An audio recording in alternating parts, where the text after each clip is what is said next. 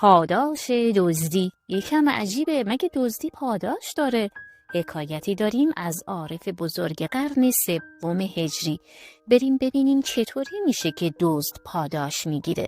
و همچنین حکایتی دیگه ای داریم به نام دعا و نفرین پیرزن که ماجرای بسیار شیرینی داره. در قرن سوم هجری مردی زندگی میکرد به نام احمد خضرایی. اون عارف بزرگی بود که دوست داشت لباس سپاهیان رو بپوشه. در همون زمان هم فاطمه، یکی از دختران امیر بلخ، چیزهای زیادی درباره احمد شنیده بود. خودش هم به عرفان خیلی علاقه داشت و دختره با خدایی بود. اون که میدونست احمد در عبادت و عرفان نظیر نداره، دلش میخواست که با چنین مردی ازدواج کنه. برای همین هم هیچ کدام از خواستگارهاش رو قبول نداشت و بالاخره کسی رو نزد احمد فرستاد و پیغام داد که اون رو از پدرش خواستگاری کنه. احمد نمیخواست ازدواج کنه و قبول نکرد. فاطمه خیلی ناراحت شد و این بار کسی رو فرستاد و گفت ای عارف بزرگ، من تو رو مردتر از این میدونستم. فکر نمی کردم که خواست خداوند رو قبول نکنی. فکر نمی کنی که خواست خداوند باشه و تو نباید از دستور او سر برگردونی؟ این بار احمد نزد امیر بلخ رفت و فاطمه رو از پدرش خواستگاری کرد. پدر فاطمه هم قبول کرد. خلاصه احمد و فاطمه زندگیشون رو در کمال سادگی شروع کردن. اونها از عابدان واقعی زمان خودشون بودن. شبی از شبها دزدی به خونه اونها اومد و دید که همه خوابن. رفت و همه جا رو گشت ولی چیزی پیدا نکرد. ناامید شد و خواست که برگرده. ناگهان احمد از خواب بیدار شد و به اون گفت ای جوون، سطل رو بردار و از شاه آب بکش و وضو بگیر و نماز بخون. امیدوارم خداوند روزیت رو از جای دیگه‌ای برسونه. جوون که خیلی شرمنده شده بود بدون هیچ حرفی همون کاری رو انجام داد که احمد گفته بود. بعد هم رفت و گوشه‌ای دراز کشید. صبح شد. صدای خروس‌ها از این طرف و اون طرف بلند شده بود که کسی در زد. احمد رفت و در رو باز کرد. مردی 150 دینار پول آورده بود تا احمد به هر کسی که سلاح میدونه ببخشه.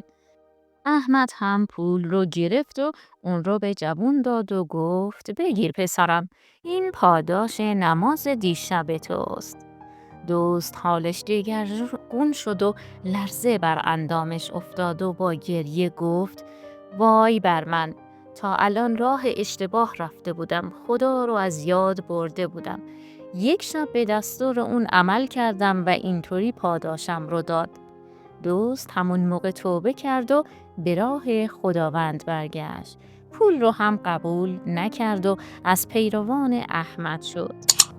و اما در داستان دیگه‌ای از احمد خضرایی اومده که روزی از روزها مردی به نام جنید پیش احمد اومد و گفت من خیلی فقیرم، هر کاری میکنم زندگیم پیش نمیره. تو که عارف بزرگی هستی، راهی نشونم بده تا زندگیم کمی سر و سامون بگیره. احمد فکری کرد و گفت هر کار و پیشه‌ای که دور برت میبینی روی کاغذ بنویس و توی کیسه‌ای بنداز و اونو پیش من بیار.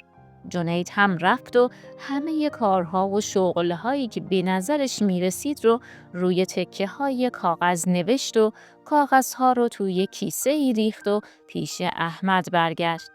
احمد دستش رو توی کیسه برد و کاغذی رو بیرون آورد. روی کاغذ نوشته شده بود راهزنی و احمد به جنید گفت باید دنبال راهزنی بری. جنید فکری کرد و با خودش گفت خیلی عجیبه، بین این همه کاغذ باید چنین چیزی در می اومد. ولی خب وقتی بزرگ مثل احمد چنین میگه چاره ای ندارم، باید این کار رو بکنم. جنید راه افتاد و از شهر خارج شد. به صحرا و بیابان رفت و با سختی زیاد دسته از راهزنها رو پیدا کرد. پیش سردستشون رفت و گفت میخوام که راهزن بشم و با شما کار کنم. سردسته راهزنها مردی قد بلند و قوی هیکل بود. روی صورتش چند جای زخم بود و موهای سرش را از پشت بسته بود. دست چپش هم 2 انگشت بیشتر نداشت. اون نگاهی به سر تا پای جنید کرد. جوان 4 شانه و نیرومندی بود. با خودش فکر کرد که به درد کارش میخوره. برای همین گفت فقط یک شرط دارم. اونم اینه که هر دستوری بدم باید انجام بدی. جنید گفت باشه، قبول، هر چه بگی انجام میدم. بله دوستان، جنید با راهزنها همراه شد و در بیابان موند. اونها جایی کمین کردند تا کاروانی برسه و به اون حمله کنند.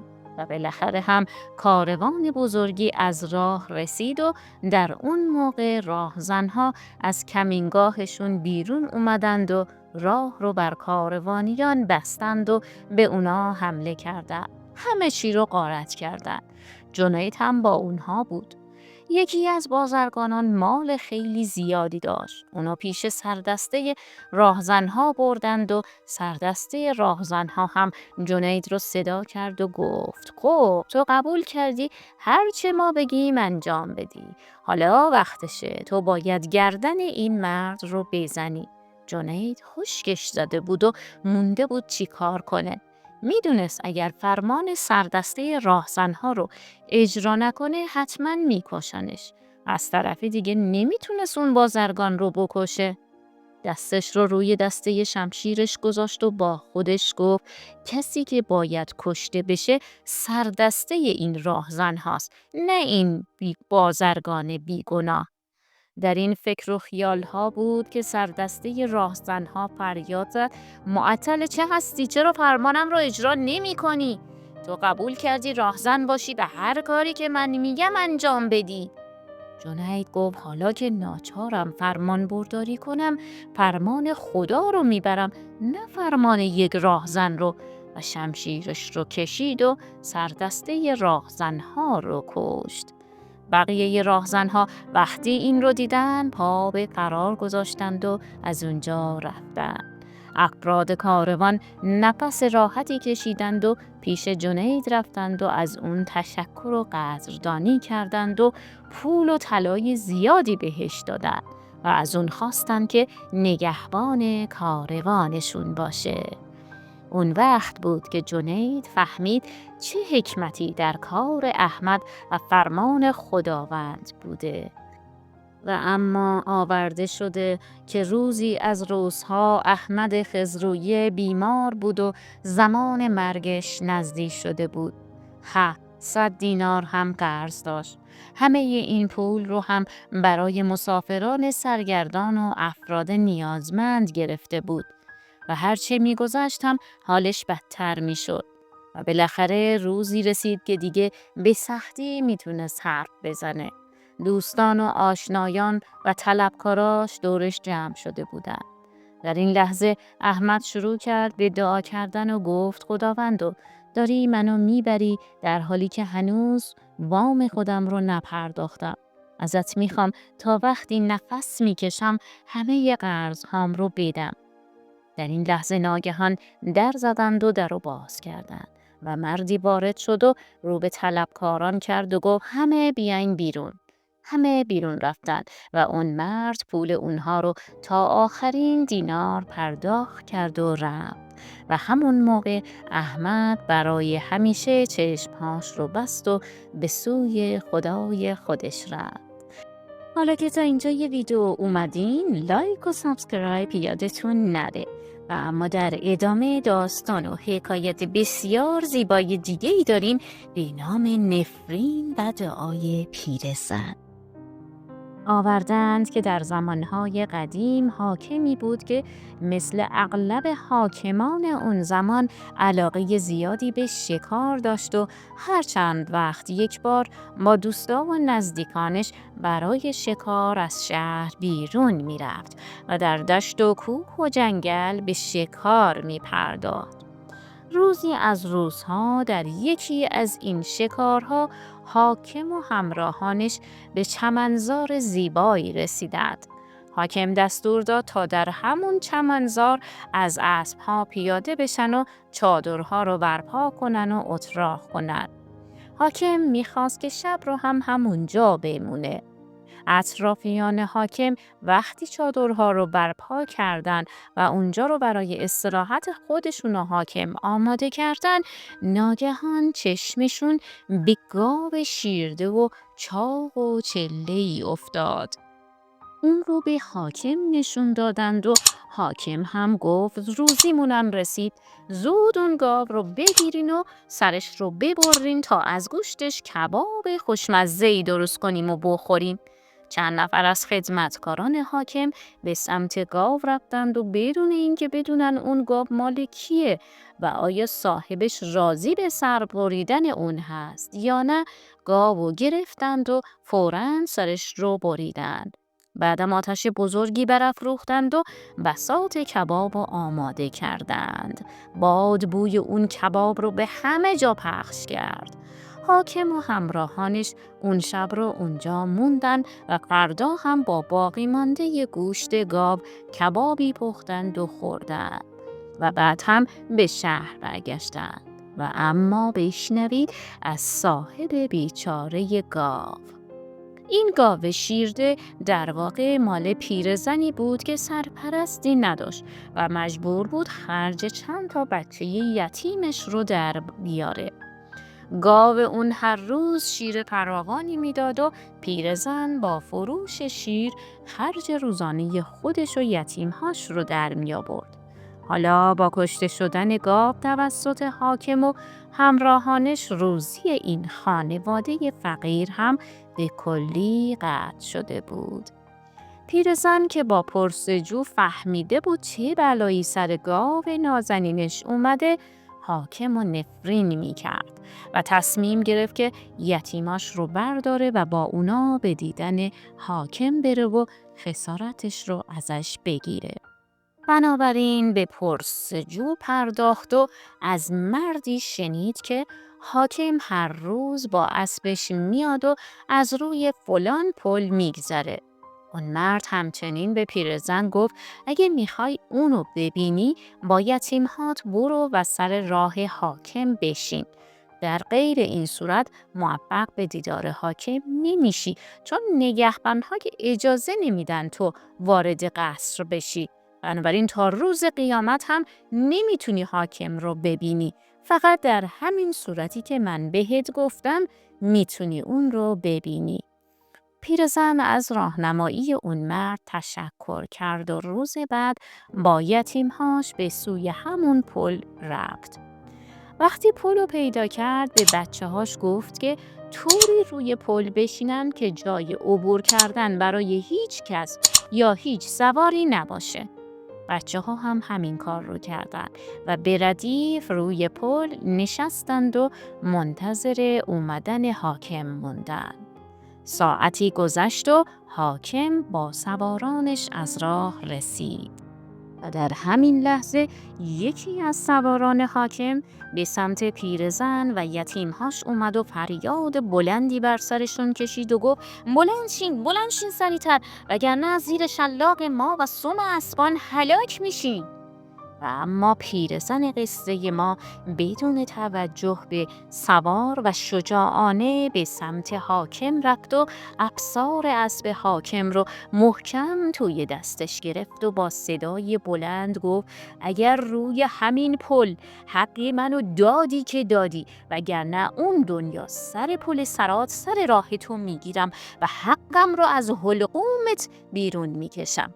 اگه به خاطر ظلمی که به من کردی زندگی من نابود بشه، اون دنیا پیش حق تعالی به خونخواهی بلند میشم.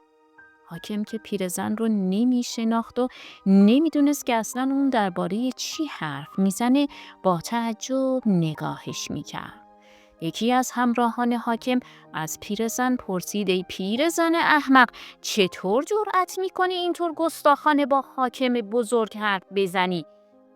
پیرزن گفت چرا حرف نزنم؟ مگر ترسی از حاکم دارم؟ من فقط از خدا میترسم. حاکم حق من و حق یتیمان منو خورده. اون بچه های بی سرپرست منو گرسنه گذاشته. ظلم اون باعث شده که روزی ما قطع بشه. حالا میپرسی چرا گستاخانه با حاکم بزرگ حرف میزنم؟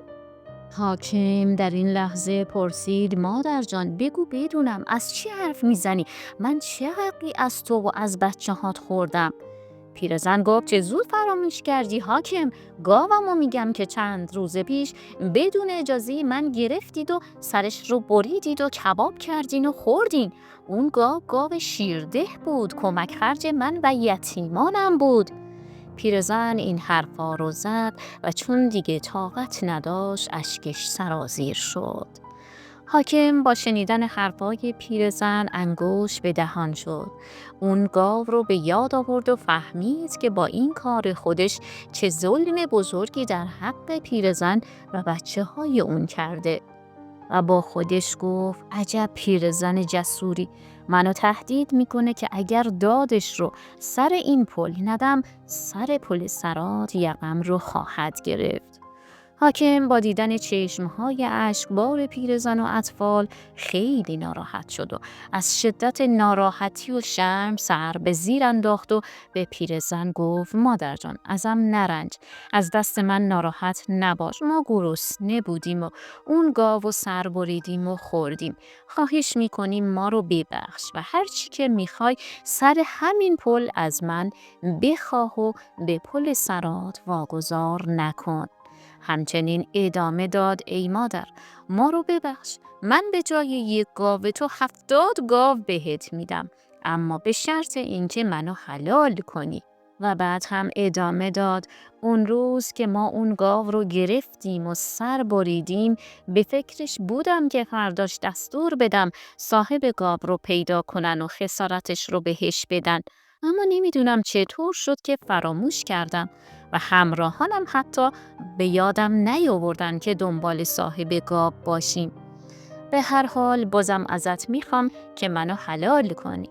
و بعد هم به دستور حاکم 70 گاو در اختیار اون پیرزن قرار دادن. اون با خوشحالی گاوا رو تحویل گرفت و به خونه برد. وقتی به خونه رسید شروع به دعای خیر گفتن در حق حاکم کرد. اون سر نمازش حاکم رو خیلی دعا کرد و گفت پروردگارا این حاکم کرم کرد و به من و اطفال من رحم آورد، تو هم بهش رحم بیار و گناهان و خطاهاش رو ببخش و بیامرز. بله دوستان، سالهای سال گذشت و اون حاکم کم کم پیر شد و بعد هم مرد. بعد از مرگ حاکم مرد خدایی یک شب اونو توی خواب میبینه و ازش میپرسه ای حاکم اون دنیا رو چطور دیدی و چی به سرت اومد؟ حاکم جواب میده اگه اون پیرزن در حق من دعای خیر نکرده بود توی این دنیا من حال زاری داشتم، ولی دعاهای اون بود که منو نجات داد. با دعاهای اون بود که بدبختی از من دور شد و نیکبختی و سعادت این دنیا نصیبم شد. بله دوستان، حاکم گناهان خودش رو با اون بخشش به پیرزن جبران کرد و پیرزن هم به خاطر اون بخشش برای حاکم دعای خیری کرد که مورد قبول حضرت حق قرار گرفت. انشالله که همه ما در مسیر زندگیمون کارهای خیری انجام بدیم که سعادت این آمرزش پروردگار رو به دست بیاریم.